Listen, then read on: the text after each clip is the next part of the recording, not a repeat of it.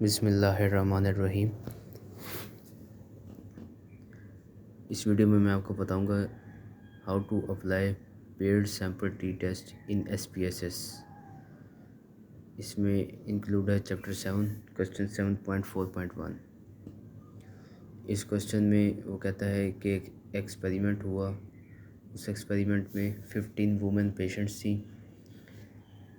उनके depression score को major किया गया और उनके डिप्रेशन स्कोर को डिप्रेशन सिम्टम्स की बुनियाद पे मेजर किया गया और उसको कहा गया प्री ग्रॉस डिप्रेशन स्कोर। नीचे उसने 15 वुमेन का प्री ग्रॉस डिप्रेशन स्कोर का डाटा दे दिया। इसी तरह फिर रेमिनेंस थेरेपी की उन्हीं 15 वुमेन की, और रेमिनेंस थेरेपी करने के बाद दोबारा उनका डिप्रेशन स्कोर मेजर किया और नीचे उसने पोस्ट ग्रॉस डिप्रेशन स्कोर का डाटा दे दिया। फिर वो कहता है can we conclude based on this data that subjects who participate in reminiscence therapy experience on average at decline in GDS depression scores. फिर वो कहता है कि क्या हम इस डाटा से कंक्लूड कर सकते हैं कि रेमिनेंस थेरेपी करने के बाद इन 15 वुमेन पेशेंट्स की डिप्रेशन स्कोर में डिक्लाइन आया है। तो यहाँ पर हम लगाएंगे पेयर्ड सैंपल टी टेस्ट। सबसे पहले तो हमें ये देखना है कि टी टेस्ट लगाएंगे, क्योंकि वुमेन पेशेंट्स का जो सैंपल नंबर है वो 30 से लेस है। और पेयर टी टेस्ट इसलिए लगेगा क्योंकि ये ग्रुप एक ही है, वही 15 वुमेन हैं जो बिफोर रेमिनेंस थेरेपी जिनका डिप्रेशन स्कोर मेजर किया गया और फिर उनकी रेमिनेंस थेरेपी की गई और उसके बाद उनका दोबारा से डिप्रेशन स्कोर मेजर किया गया। इसमें दो डिफरेंट पॉपुलेशंस नहीं है इंडिपेंडेंट सैंपल टी टेस्ट की तरह। इसमें सेम पॉपुलेशन है, सेम ग्रुप है, वही 15 वुमेन, और उनकी थेरेपी के बाद दोबारा डिप्रेशन स्कोर का डाटा दिया गया। और फिर हमने अब इस पे पेयर टी टेस्ट लगा कर देखना है कि रेमिनेंस थेरेपी के बाद डिप्रेशन स्कोर डिक्लाइन हुआ है या नहीं।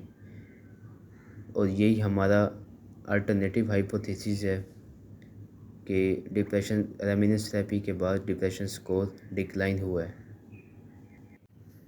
और इसमें हमारा नल हाइपोथेसिस ये बनेगा कि रेमिनेंस थेरेपी के बाद जो 15 वुमेन का जो डिप्रेशन स्कोर है वो या तो इंक्रीज़ हो रहा है या उसमें कोई चेंज नहीं है। या हम देख सकते हैं कि H1 के आगे अल्टरनेटिव हाइपोथेसिस और H0 के आगे नल हाइपोथेसिस।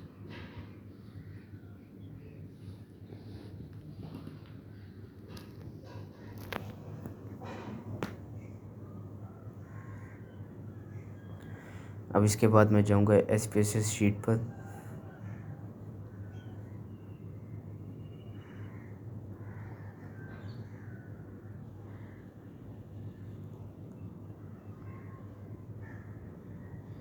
SPSS में यहाँ पहले मैं लिखूँगा पोस्ट GDS, उसके बाद प्री GDS।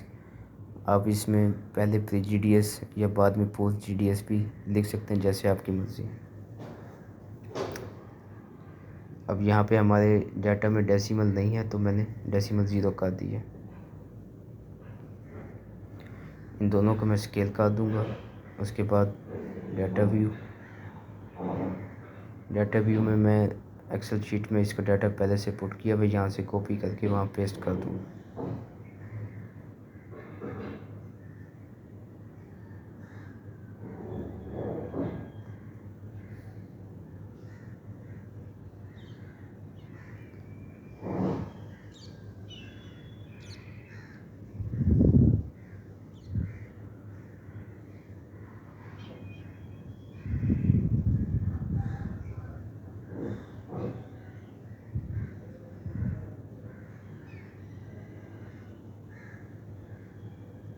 इसके बाद मैं जाऊँगा एनालाइज में, कंपेयर मीन्स और पेयर्ड सैंपल टी टेस्ट। इसमें प्री GDS पोस्ट GDS को मैं इधर शिफ्ट करूँगा।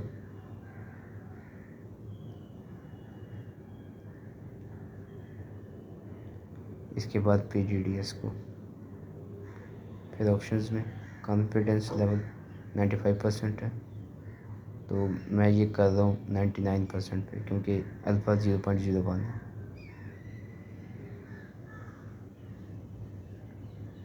अब इसे यहाँ ओके कर दूँगा। यहाँ पर आप देखें आपके पास SiG2 टेल्ड 0.007 पी वैल्यू आ गई है। इसको कंपेयर करेंगे अल्फ़ा से, ये लेस देन अल्फ़ा है तो H0 रिजेक्ट हो जाएगा। H0 रिजेक्ट होगा तो हमारे पास H1 एक्सेप्ट हो जाएगा। Thanks for watching.